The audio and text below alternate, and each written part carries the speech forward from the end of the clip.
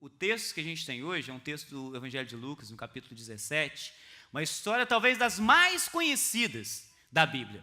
Talvez você nem saiba que era da Bíblia, mas você conhece a história. Talvez você sabe que é uma história da Bíblia e não fazia a mínima ideia que estava em Lucas 17. A história é que Jesus cura 10 leprosos. E quantos leprosos que voltam? Nenhum, gente, eles foram curados. Eu não podia deixar de fazer essa piada, né? Curou 10 leprosos, só voltou uma pessoa para agradecer a Deus. Não era mais leproso, ele estava curado. Lucas 17, do verso 11 até o verso 19, conta essa história. Uma coisa que é importante para a gente conseguir entender, como que era o contexto daquela história e por que aqueles leprosos estavam fora da cidade. O texto começa dizendo, de Lucas 17, lá no verso 11, ele fala que Jesus estava voltando para Jerusalém, e ele chega num lugar, numa aldeiazinha, e ele encontra ali esses leprosos. Eles vêm gritando: Jesus, filho de Davi, tem misericórdia de nós. Mas por que eles estavam fora da aldeia? Por que eles não estavam no mesmo lugar que as outras pessoas? A gente só vai entender essa ideia, esse pensamento, quando a gente volta lá nos textos antigos, nos primeiros livros da Bíblia, quando Deus entrega as suas leis para o povo. E ele determina algumas coisas. E entre as coisas que Deus determina, ele diz o seguinte: as pessoas que estiverem impuras, elas têm que ser colocadas para fora da cidade, para fora do arraial, para fora do lugar onde as pessoas que estão bem se reúnem, para fora do lugar onde as pessoas que estão bem moram, convivem. Por causa de quê? A questão não é simplesmente por banir as pessoas, por prejudicar as pessoas que estavam doentes, mas é não contaminar os que estavam bem. Isso é interessante, é um pensamento interessante para a gente, porque talvez nos dias como os dias de hoje a gente pensa: mas que maldade, mas nós estamos falando de tempo que não tinha penicilina.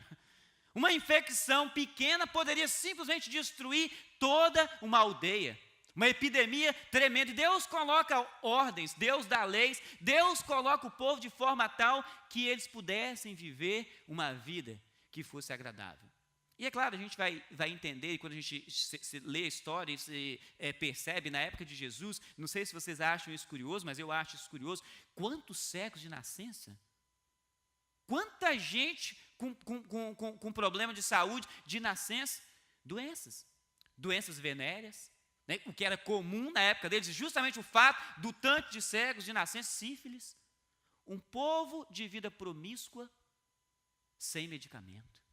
Um povo de vida promíscua, distante de Deus, e Deus fala: não, vamos fazer o seguinte: quem está doente, coloca esse pessoal que está doente para ficar fora, para não contaminar quem está bem, para não causar um problema para quem está bem. Agora imagina você o seguinte: sabe lá por que razões aquelas pessoas estavam com aquela doença? O que também vale a pena a gente lembrar, que na época de Jesus, e o texto que a gente tem bíblico, eles chamavam de lepra toda e qualquer coisa que começava a brotar na pele e não sarava.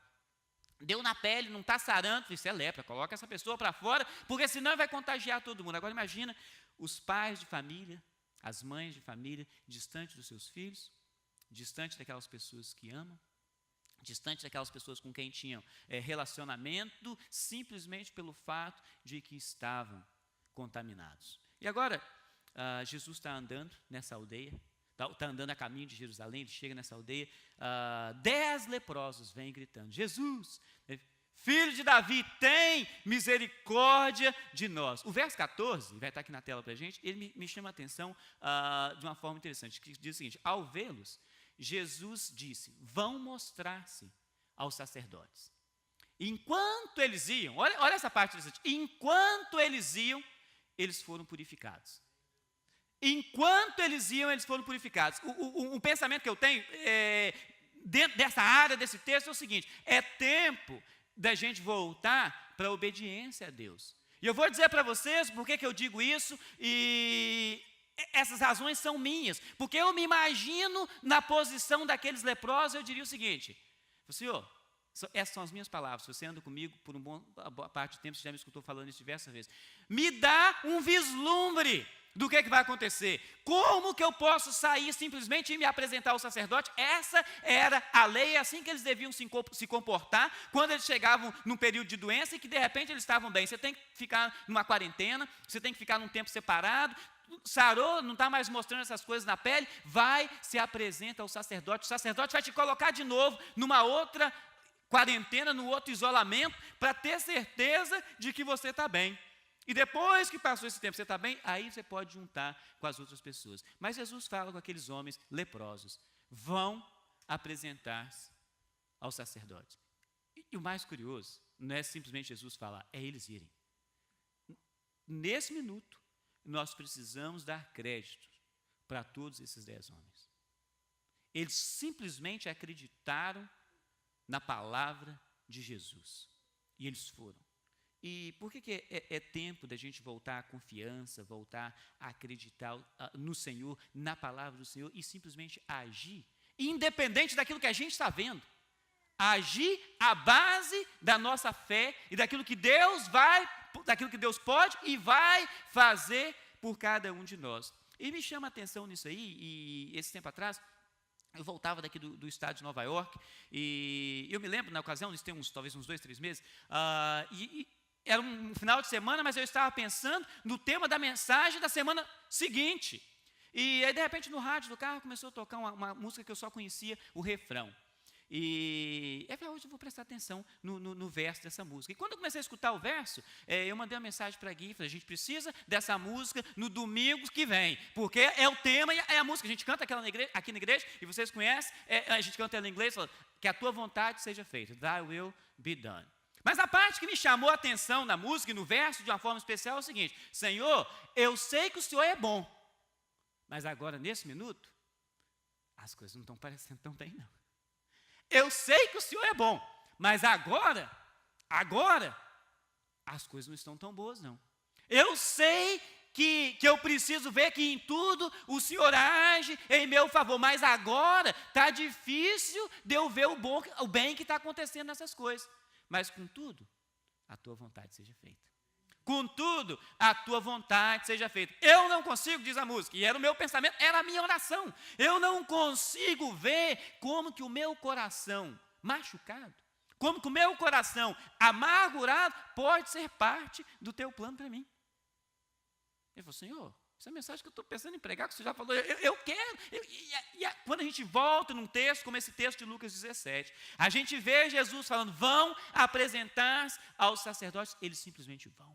Eles confiam, eles não querem saber as razões pelas quais Jesus envia. Uma coisa que acontece sempre quando a gente está treinando, e isso aconteceu comigo, quando eu fui treinado no ministério, preparado no ministério, de vez em quando as pessoas que estão treinando, eles falam o seguinte, eu queria que você ministrasse no texto tal e tal e tal da Bíblia. E a gente vai lá, abre o texto tal e tal e tal da Bíblia, mas o que eu vou ministrar nesse texto? O que tem aqui? Eu não estou sentindo nada aqui nesse texto. Eu não estou vendo nada aqui nesse texto. Eu não estou enxergando. Eu falo, não, se vira. Isso é a palavra de Deus. A palavra de Deus diz que toda a Escritura é divinamente inspirada e ela é proveitosa para ensinar, para corrigir, para instruir, para preparar o homem de Deus em todas as coisas para que ele seja perfeito e perfeitamente capacitado para toda boa obra. Se vira. É nesse texto que você vai falar. Mas eu não estou sentindo nada. Você não tem que sentir nada. Você tem que falar a palavra de Deus. E quando eu vejo esses leprosos simplesmente indo, eles simplesmente creem. Creem. Eles não perguntam por quê. Eles não pedem os vislumbres. Eles não falam, Senhor, dá um sinalzinho para mim. Dá um sinalzinho para eu saber que o Senhor realmente está aí nesse negócio. Talvez se fosse eu no lugar deles, eu falo, só essa pintinha aqui, Senhor, faz ela desaparecer, que eu vou correr para mostrar para o sacerdote e dizer que realmente eu estou bem. Eles não fazem isso. Eles vão. Eles vão. Mas aí, quando chega o verso 15, a palavra de Deus diz que um deles, quando viu que estava curado, voltou louvando a Deus em alta voz. Louvando a Deus em alta voz. O verso 16 diz o seguinte, que ele se prostra de joelho, prostrou-se aos pés de Jesus, lhe agradeceu. Dá um ponto. E aí vem uma expressão. Este era samaritano. De novo, eu sou curioso. Por que cargas d'água? Lucas, escrevendo esse texto, sente, inspirado pelo Espírito Santo de Deus, porque o texto é inspirado pelo Espírito Santo de Deus, a necessidade de informar que esse homem era samaritano. De novo, você não vai entender só nesse texto, só olhando esse texto. Mas se você é curioso da Bíblia, você já percebeu que tem alguma coisa com esses samaritanos. A gente tem uma parábola do bom samaritano. Se tem a parábola do bom alguém, a expectativa é que não necessariamente esse alguém é bom o tempo inteiro.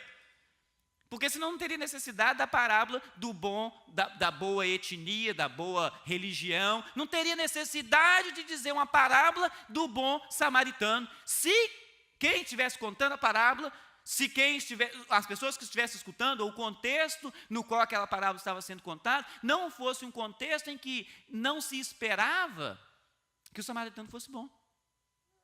Jesus, João capítulo 8, conta essa história. Ele tem um encontro com uma senhora na beira de um poço. Gosto demais desse texto. Desculpa, João capítulo 4. Ele está ali, nesse encontro, os discípulos ficam admirados, em primeiro lugar, porque ele está conversando com uma mulher. Não era uma coisa comum. Eles ficam mais admirados ainda porque a mulher era samaritana. E o texto abre vírgulas e diz o seguinte: porque os judeus não se dão com os samaritanos. Você fala, hã? Os judeus não se dão com os samaritanos. Isso é um texto do Evangelho, o texto que a gente está falando dos leprosos. Lucas dá a informação para a gente de que aquele homem era samaritano. Os samaritanos eram uma classe de pessoas e uma mistura de etnia com religião, de uma forma até curiosa. Muito tempo antes, quando o povo de Israel foi levado cativo para a Babilônia, os reis levaram o que tinha de melhor na terra. Leva os nobres, leva os filhos dos reis, leva o pessoal da família real, não leva a ralé, não leva a gentinha, leva o filé, leva o que tem de bom. Foi nessa leva que foi o profeta Daniel, os amigos dele, Ananias, Azarias, Misael, que a gente normalmente conhece pelos apelidos, Sadraque, Mesaque, Abednego. Leva só gente fina, fina estirpe. Fina estirpe. Aliás, é isso que quer dizer Cândido, né? Gente de fina estirpe. Toda regra tem sua exceção. Toda regra tem sua exceção. Leva gente de fina estirpe. Levou um monte de gente cativo para a Babilônia. Eles ficaram lá escravizados 70 anos, mas não foi todo mundo. Algumas pessoas ficaram. Essas pessoas que ficaram, o segundo livro dos reis conta essa história. Veio gente de todo quanto é área, e de todo quanto é lugar, e foram justamente para o lugar onde essas pessoas moravam, que era Samaria. Estavam ali, o que a lei dizia que o povo de Israel não devia fazer, eles fizeram.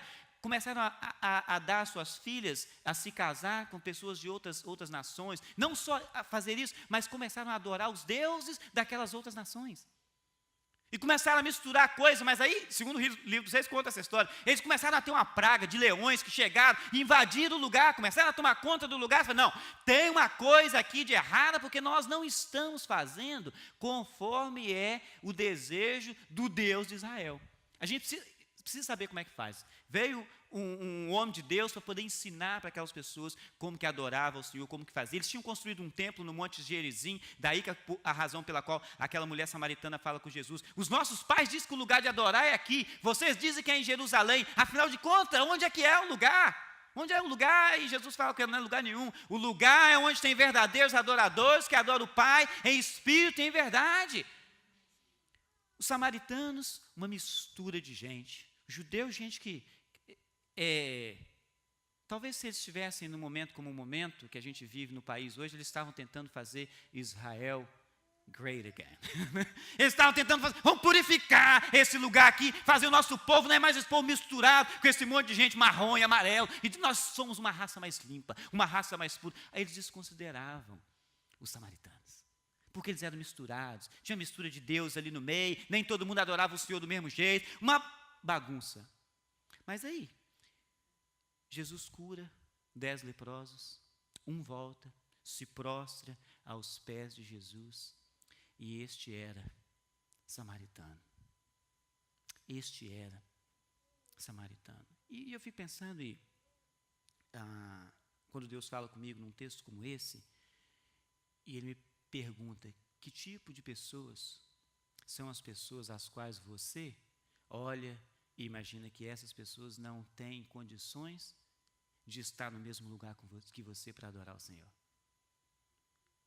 quais são os samaritanos, quais são as misturas, quais são as dificuldades, quais são os problemas que te separa, que te coloca numa posição que talvez seja melhor, no seu ponto de vista, do que os outros na adoração ao Senhor.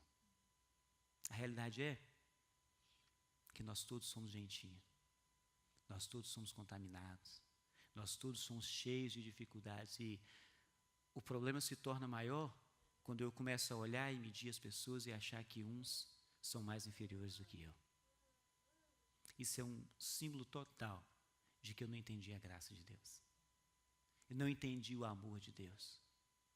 Não entendi esse impressionante, infinito, ousado amor de Deus que guarda as 99 e vem só para poder me encontrar. Só para me encontrar. Um gentinha, um que não vale nada, um que é separado, um que não tem o privilégio de morar junto com os outros no mesmo lugar porque é doente. E é esse que volta e se dobra aos pés de Jesus. Aqueles outros talvez eles se imaginavam, melhores. Eles foram com fé. Tem o detalhe de que eles não voltaram, mas tem o detalhe que eles foram com fé, eles tiveram fé. E eles foram para se apresentar ao sacerdote. Mas vale a pena a pergunta para cada um de nós: você volta para agradecer? Você volta e de fato se dobra aos pés de Jesus e de Jesus, eu estou aqui porque eu quero a tua presença. Essa semana alguém me ligou e me fez uma pergunta. Falou: Flã, queria te fazer uma pergunta e gostaria que você me ajudasse. Eu falei: sim, pois não. Ela falou: meu marido, era uma senhora, meu marido sempre contrata um rapaz para trabalhar para a gente aqui na nossa casa. Eu falei: sim. E às vezes ele paga adiantado, porque o rapaz tem dificuldades financeiras e tem alguns vícios também, e meu marido tem muita dó dele. Mas sempre paga ele para poder vir fazer, mas às vezes o rapaz já recebeu o dinheiro inteiro, ele não vem fazer o serviço. Quando chega no dia de fazer o serviço, ele dá uma desculpa esfarrapada e não aparece. É uma complicação todas as vezes que a gente tem alguma coisa para poder fazer. Eu falei: sim, e aí? Ele falou: mas o rapaz ficou doente. E meu marido falou: eu vou lá na casa dele para fazer uma visita para ele, porque se esse rapaz morrer assim, sem Jesus, eu vou ficar com um peso na consciência tremenda. E essa senhora falou comigo, e eu disse para ele: deixa esse traste para um lado, não quer nada, você fala o tempo inteiro de Jesus para ele, o tempo inteiro ajudando, o tempo inteiro trabalhando, e a pessoa não quer nada, deixa essa pessoa para o lado. Falando: o que você acha? Eu estou certa? E eu pensei com meus botões assim: o que faz, né? Manda matar ou só dá uma coça, né? O que faz com esse traste? E aí Deus falou comigo naquela mesma hora: a gente não cansa de fazer o bem. A gente não deve cansar de fazer o bem. Porque quando chegar o tempo certo, a gente vai colher. Você não deve deixar de fazer o bem, porque quando chegar a hora certa, você vai colher. Embora a minha vontade fosse dizer para aquela senhora: manda dar uma coça, não manda matar, não, mas manda dar uma coça. Eu falei: não, a Bíblia, e foi exatamente isso que eu falei para ela. E quando eu acabei de falar isso para ela, Deus falou comigo: é assim que você tem que fazer. É assim que você tem que fazer. Porque você está tentando cansar de fazer o bem, porque são samaritanos. Você está querendo deixar de fazer o bem, porque é gente que talvez está vivendo de uma forma diferente da forma como você gostaria que vivesse. É gente que não está fazendo, não está respondendo da forma como você gostaria que respondesse. É gente que está talvez desfazendo daquilo que é o que Deus tem falado. E Jesus dá essa lição para a gente no fato de encontrar com um samaritano, e ele mesmo, que não faz acepção de pessoas, não faz acepção daquele cidadão. E com aquele homem estabelece um relacionamento totalmente diferente do que com os outros 9. O texto continua dizendo, o verso 17, diz o seguinte, que Jesus perguntou: não foram purificados todos 10? Onde é que estão os outros 9? Essa pergunta ele não faz para o homem que voltou. Ele faz para o grupo que está ali. Não foram purificados 10? Onde é que estão os outros 9? Onde estão os outros 9? Aí ele fala: não se achou nenhum que voltasse e desse louvor a Deus, a não ser esse estrangeiro? A não ser esse estrangeiro? E eu fico pensando, e eu olho esse texto e falo, mas Jesus, o que o Senhor está querendo dizer para mim nessa história? O que o Senhor quer que eu vejo nessa história? E eu fico pensando, uma coisa, eu já falei isso para vocês aqui, alguns sabem, eu cresci no Espírito Santo, mas a família da minha mãe, eles moram no Rio de Janeiro, então eu cresci indo muito para o Rio de Janeiro, e eu gostava de passear no Rio. As pessoas diziam, o Rio é muito perigoso, e de fato é. As pessoas vão lá, é difícil ir e não ser assaltado, e de fato é verdade. Aliás, a pessoa fala que, conta uma história, que o sujeito saiu do Nordeste e foi para o Rio de Janeiro, né? Saiu que normalmente as pessoas vão fazer uma vida diferente, foi para o Rio de Janeiro, e o rapaz chegou, desceu na rodoviária do Rio de Janeiro, colocou as malinhas no chão e olhou para um lado, olhou para o outro, e começou a ver as coisas. De repente ele vendo foto, Cristo Redentor, e falou, uau, estou no Rio de Janeiro. E de repente ele olha, Pão de Açúcar, fala, uau, estou no Rio de Janeiro. Ele olha todas as coisas, uau, quando ele olha para baixo, ele não vê as malas, ele fala, uau, estou no Rio de Janeiro. Mas eu cresci indo para lá, né, e gostava de andar no calçadão de Copacabana. E é gostoso, nunca fui assaltado no Rio de Janeiro, e no Espírito Santo algumas vezes, né? Nunca fui assaltado no Rio de Janeiro, mas um dia alguém falou comigo, mas olha para você, você fala igual eles falam, né, sem sotaque, né? Você fala, e se quiser até pode falar assim também, né?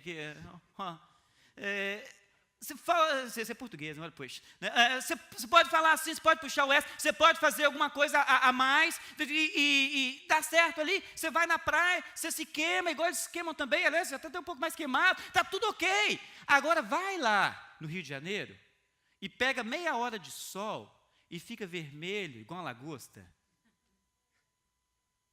Só com aqueles braços meio esbranquiçados, coloca a sua meia até na canela e anda de tênis na praia, para ver se não vai ter uma seta escrito em cima de você assim, é aqui, ó, é aqui, onde você estiver andando, assalta aqui, né? E chega e fala que você gosta do Rio de Janeiro. Todo mundo vai te assaltar porque você é estrangeiro, você não se parece com quem é daquele lugar, você está diferente, Aí Jesus fala, ninguém voltou, a não ser esse que é diferente. Ninguém voltou, a não ser esse que é diferente. A não ser esse que é diferente. E aí o meu pensamento devaneia e começa a buscar em mim mesmo as razões pelas quais as pessoas voltam ou não. Para clamar em voz alta, em louvor, em adoração a Jesus e se curvar aos pés de Jesus. Só quem, de fato, valoriza, não simplesmente a bênção recebida do Senhor, mas o Senhor que dá a bênção, que volta. Quem se acha melhor do que os outros não vai voltar, só vai continuar para a vida. Quem se acha melhor do que os outros não vai voltar. E eu me lembro, a virada desse ano, eu fiz alguns compromissos pessoais com Deus, e eu disse, Senhor, eu quero ser uma pessoa diferente no ministério que eu sirvo, na forma como eu lido com todas as pessoas e com a minha família. E eu me lembro, nós estávamos aqui nessa sala, alguns de vocês estavam aqui, e alguns de vocês vão se lembrar dessa história, e eu vou contar essa história para vocês, e vocês vão se sentir como o apóstolo Paulo contando a história da conversão dele.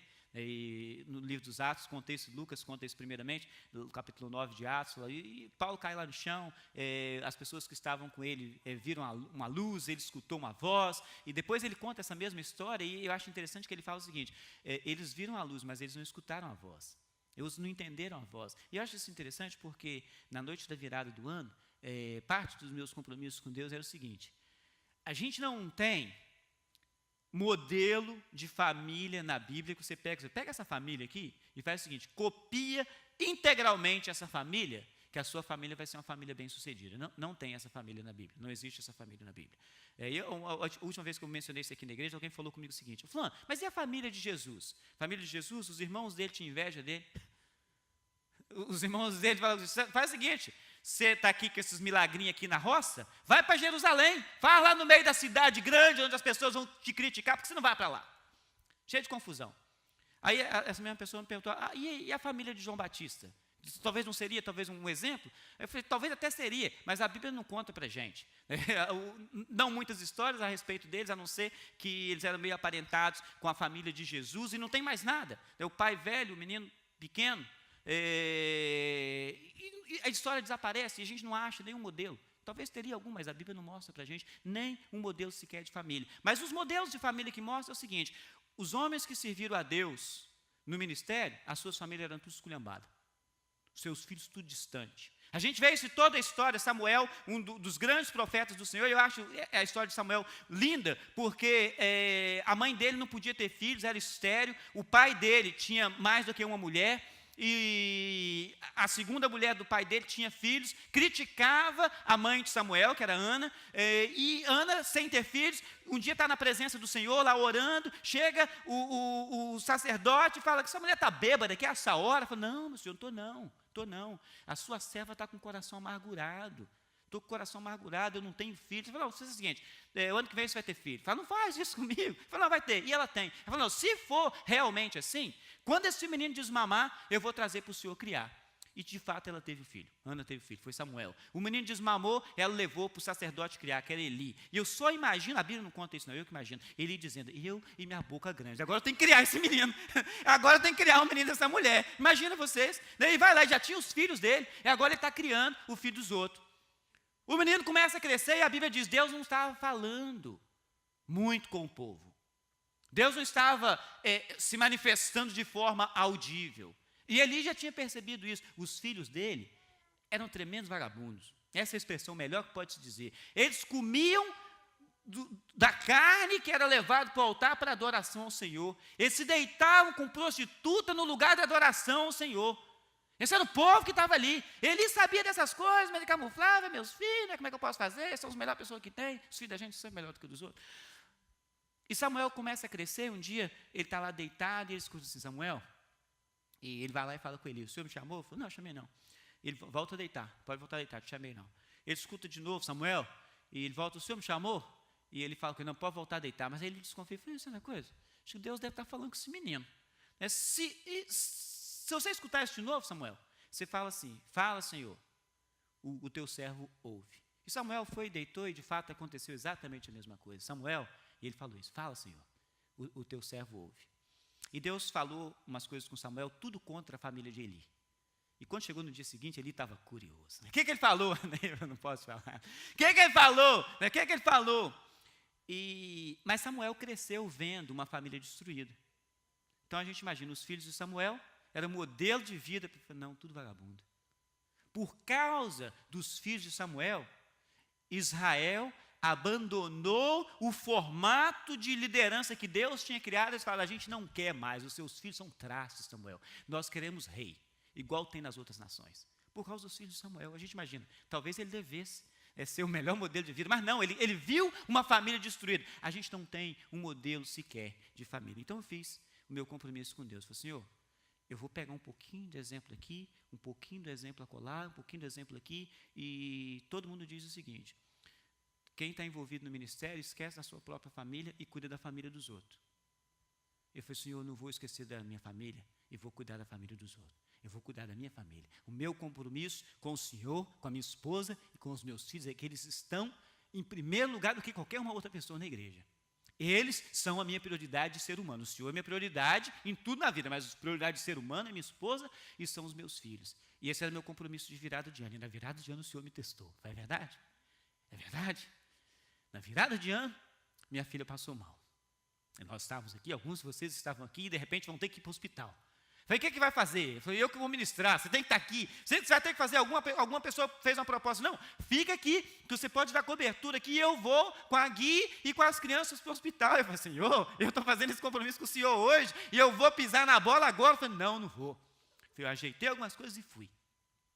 E enquanto eu estava lá, no hospital, a hora foi chegando, e a virada de ano foi chegando, e quando estávamos nos últimos minutos, a criança que estava passando mal, saía coisa por cima, saía coisa por baixo, e a Gui teve que sair com ela para o banheiro.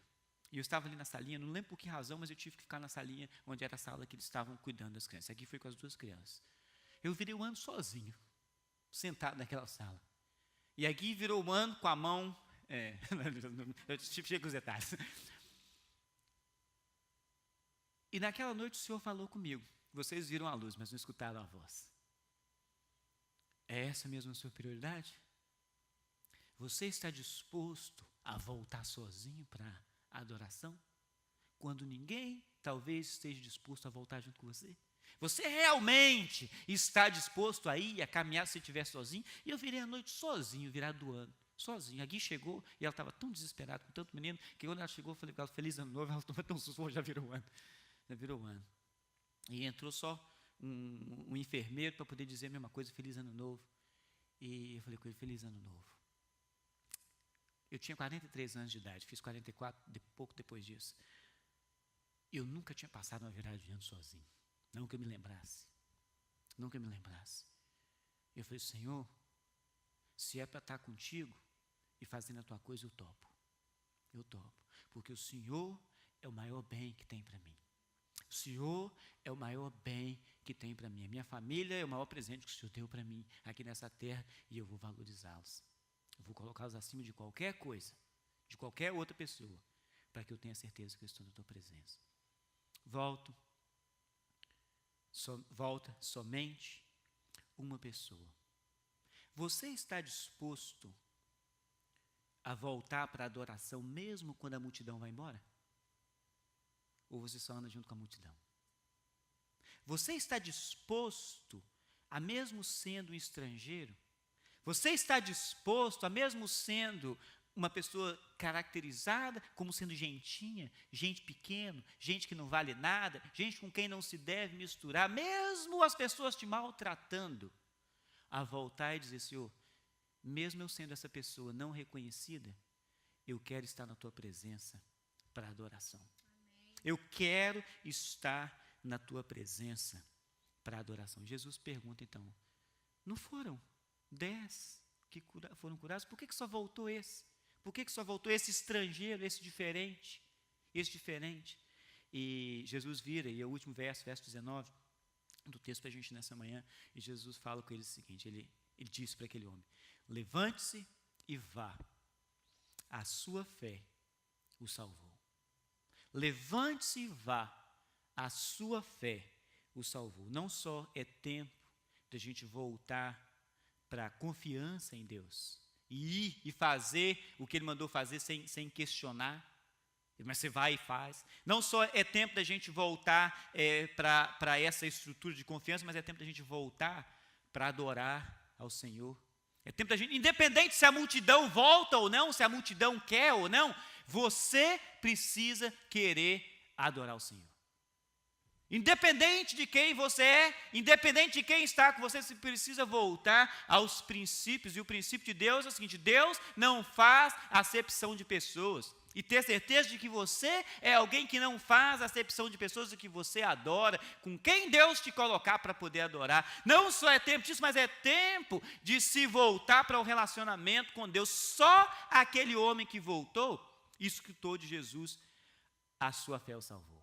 Só aquele homem que voltou. E isso é importante para a gente, sabe por causa de quê? Porque todos os 10 receberam a bênção de Deus. Mas quer dizer então que é possível alguém receber a bênção de Deus e não ser salvo por Ele?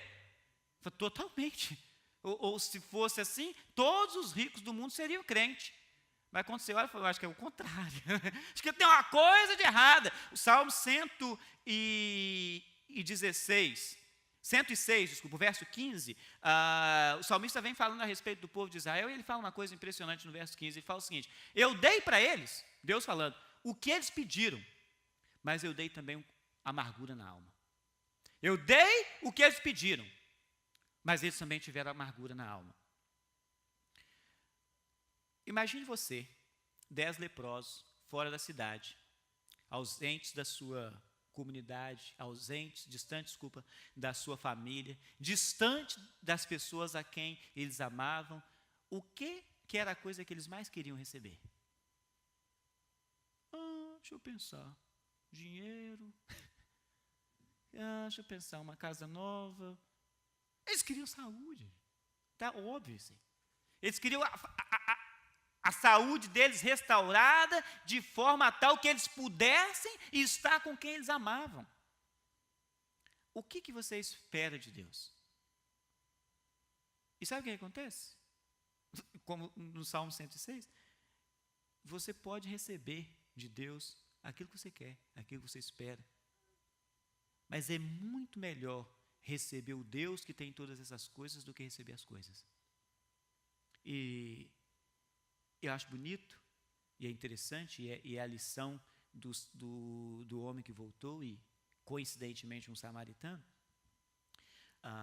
Ele volta para adorar o Senhor. Ele estava mais preocupado em estar junto com aquele que tinha a bênção do que preocupado com a bênção em si. Eu acho isso bonito porque 2 servos no passado, e muito passado, têm experiências talvez semelhantes. Abraão foi um homem a quem Deus prometeu a companhia. Ele disse assim: de onde você for, eu vou com você, eu vou te abençoar, você vai estar comigo, mas você vai para um lugar para onde eu vou te mandar. Abandona todas as suas coisas, deixa para trás todas as suas coisas e eu vou com você. Eu vou com você. E Abraão foi. Moisés, a gente vê numa ocasião impressionante em que Deus estava irritado ao extremo com o povo de Israel. Deus estava irritado ao ponto dele querer destruir o povo de Israel. Enquanto Moisés estava no monte, na presença de Deus, recebendo a palavra de Deus, a lei de Deus, ele fica lá um tempo a mais. Quando ele volta, o povo estava todo em idolatria, todo desviado da presença de Deus. Deus estava chateado. Moisés, além de chateado, ele devia estar irritado ao extremo, porque quem construiu o bezerro de ouro que o povo estava adorando era o irmão de Moisés. E Moisés quebra aquelas tábuas, ele fica revoltado, e Deus também fica revoltado, e Deus fala com Moisés: Moisés, faz o seguinte, esquece esse povo chato, deixa esse povo de lado, não mexe com esse povo não, eu vou destruir esse povo tudo, vamos nós dois. E Moisés fala: não, senhor, eu não vou não, o senhor me fez tirar esse povo de lá do Egito, agora você vai querer destruir o povo? Não vou não. Eu falei: não, então faz o seguinte, vai você então, eu vou mandar anjo com você, vou dar os negócios tudo para você, você vai, mas eu não vou com vocês, vou mandar anjo com vocês, vocês vão lá. E Moisés fala: eu quero anjo não, senhor. Fiz conversa nenhuma com anjo algum, não sei o que estou falando, não fiz acordo com anjo nenhum, não. Meu acordo foi com o Senhor. Se o Senhor não for, eu não vou. Aliás, se o Senhor não for, ninguém vai. E Deus fala: tá bom então. Moisés recebeu a proposta de ter tudo e não ter Deus. Ele falou: não quero tudo e não ter Deus. Eu quero Deus. Eu quero Deus. Não estou preocupado com isso tudo. Eu quero Deus. Eu quero Deus, não estou preocupado com ter tudo. 10 leprosos, um volta. Preocupado em ter aquele que tem a bênção para dar e não preocupado com a bênção. Não preocupado com a bênção. E Deus fala comigo assim: Flã, você é esse. Você é esse. Esse talvez seja o maior dos desafios da minha vida. Aprender a confiar, a depender e deixar minha vida somente nas mãos daquele que tem tudo para me dar e não confiar naquilo que Ele está me dando, não nos vislumbres que Ele pode me dar, não na alegria que eu posso ter em receber as bênçãos dEle, mas a alegria que eu tenho em ter o Senhor comigo, em estar na presença dEle. O lugar onde é o melhor lugar que alguém pode querer estar, que é a presença do Senhor. Eu quero estar na presença do Senhor. Não estou preocupado com as bênçãos que Ele pode me dar. Ele pode me dar tudo, mas eu não estou preocupado com isso. Eu estou preocupado em estar na presença do Senhor. E eu te faço uma pergunta: essa é uma preocupação que você tem? Se você estivesse no lugar daqueles 10 homens, qual deles seria você? Qual deles seria você? Curva sua cabeça. Vamos orar ao Senhor, meu Pai.